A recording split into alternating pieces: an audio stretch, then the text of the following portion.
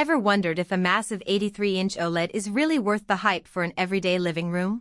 Or if you're just paying premium for a picture that stays hidden behind a couch? Who should actually consider this size, who can safely pass on it, and will the price still make sense once you factor in real-world usage? Link is in the description if you want to check the product details on Amazon. I get it, when you start looking at ultra-large TVs, the first thing that pops into your head is the wow factor.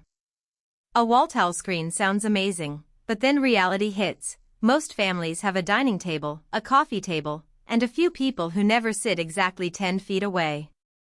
The LG C2 83-inch OLED Evo isn't just a bigger version of a regular 55-inch model, it brings some very specific trade-offs that matter once you actually plug it in. First, let's talk about who this TV truly fits. If you've got a dedicated home theater or a media room where you can control the lighting and sit at least 810 feet back, the 83-inch panel finally hits the sweet spot for immersive 4K content. Movie buffs who love the depth of infinite contrast and deep blacks will notice a genuine difference compared to a high-end LED. The built-in AI-powered 9th-gen processor does a solid job of adjusting scenes on the fly. Bright daylight footage gets brightened without crushing the dark shadows, and a low-light drama retains detail that would otherwise disappear. Gamers with a PC or next-gen console will also appreciate the Game Optimizer mode, which automatically toggles NVIDIA GSCNC, FreeSync Premium and Variable Refresh to keep motion smooth without input lag. In short, a big, picture-obsessed family that watches blockbuster movies, streams 4K series, and occasionally games will extract the most value. Now, who should probably skip it? If your main viewing area is a typical living room sofa set up around 67 feet away, the extra width can actually become a liability. The large screen can overwhelm a standard 1080p broadcast or lower resolution streaming content, making pixel structure and compression artifacts more noticeable. That's a trade-off you can't hide with software, it's simply the physics of a big OLED. Households that are tight on space, or that need to move the TV often think renters who might need to take it down and store it should also think twice. The unit is massive, the stand is optional, and while it does mount on a 300,200mm VESA bracket, the wall mounting process isn't trivial. If you're looking for a TV that can double as a TV in the bedroom or a kitchen, the sheer size and weight may be overkill.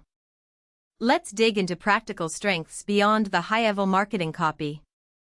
The first thing most owners notice is the true black performance. Since OLED pixels light up individually, any scene with deep shadows looks genuinely dark, and you can spot the detail in a nighttime cityscape that a QLED would just smear.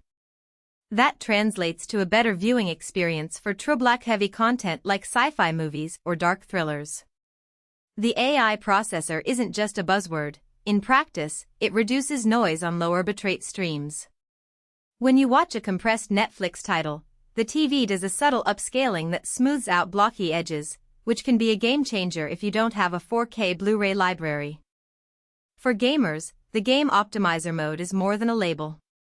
Once you toggle it on, the TV automatically switches to a low-latency game picture mode, engages the variable refresh rate, and disables any motion interpolation that can cause ghosting.